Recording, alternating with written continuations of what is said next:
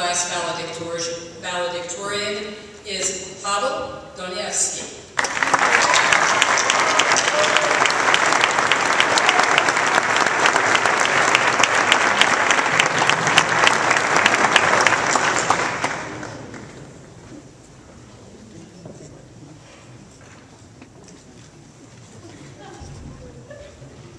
The valedictorian will now speak to the group.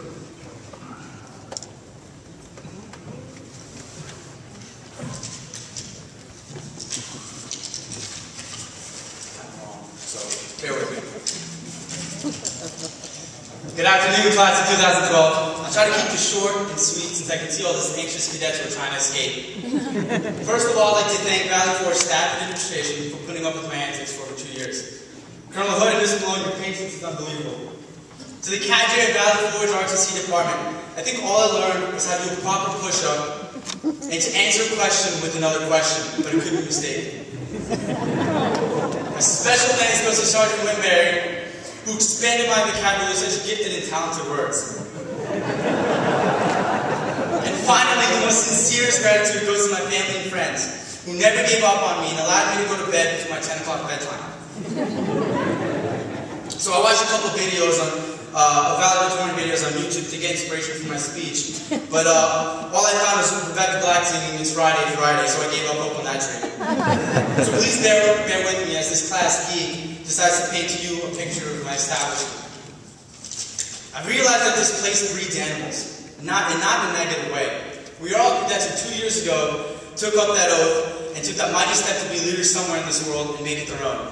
And so I say this is no ordinary place, it's a zoo. From the unique smell to the absurd buildings, at first glance you think this is a government agency for conducting special operation experiments. Walking around campus are tightly knit red uniforms and oddly shaped parade hats. Seriously, I mean, we even have real-life commandos. Commandant Thornton, my number's 8675309, and I'm still waiting for my spot.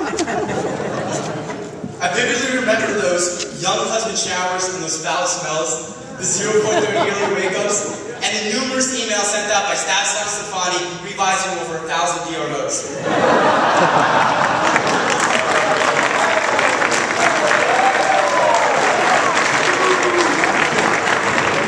The coveted mess hall taught me valuable lessons on school nutrition and the side effects of eating plastic meat. And worst of all, I will be haunted with 2 irreplaceable words for the rest of my life. Dr. Robbie's trademark, no.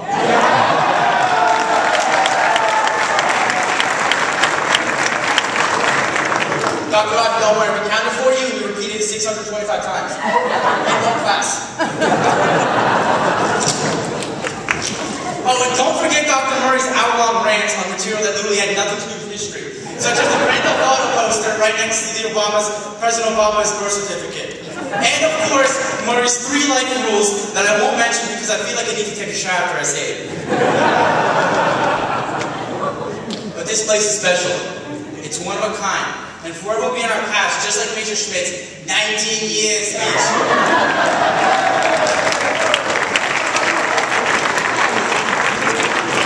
To my RTC brothers, I cannot begin to describe how proud I am of all of you. I think a couple of you still deserve some RTC Purple Hearts for the Trainer Hall Massacre.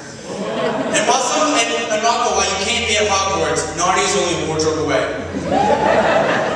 I will never forget names like Flamar and Gibbs. And of course, Jarvet, who not only did the best Sergeant Winberry impersonation to this day, but never gave up on me with the provost jokes. And Watson, remember, it's Dounaevski, not Dounaevski. But I digress. And to make my point clear, I want to illustrate what this laboratory has done to all of us. It's turned us into remarkable individuals who have a burning desire inside to succeed. Whether it's sleep system in the infinite amount of push-ups, or the dreaded chapel where cadets often felt prey to sleeping, this college is the reason I'm here today. Sure, you can say how much you hated it for its stupid formations and why you had to be in uniform during the study hall. But you still wish that you were coming back next semester. You'll step foot off this campus and reminisce about pizza for breakfast and India Company's guide on not getting it together. Your veins will pump with awkward desires for pizza for breakfast and powdered eggs, and the extraordinary relationships you made while busting your butt while sliding down Cardiac Hill in the dead of winter. And yet this place is more than its many faults. This is what I learned from the physical training taught me to push myself beyond 100%. The tested curriculum instilled discipline unlike any traditional four-year college. And the Corps' military foundation showed me that before I could leave, I had to understand how to become a follower first. Inside, I gained the pride from attending a military academy, and the reactions from those back at home were incredible. A person close to me once said, "Honey, I see that you're going to the gym and getting stronger, but now it's time to exercise and lose that brain of yours." And that was none other than my mother. By far, the greatest obstacle I had to tackle at Valley Forge was developing my leadership capabilities. To stand in front of your peers, or even your closest friends, and tell them to do something, to bark orders at them, was the hardest thing I've ever done in my life. I won't tell you that life is filled with roses and gold. Life is conjunct with hardships and difficulties that hit us when we're at the weakest. But Valley Forge has provided us with the ability to overcome these obstacles with a strange demeanor, and know that when you think your life is exhausting, we had encountered far worse.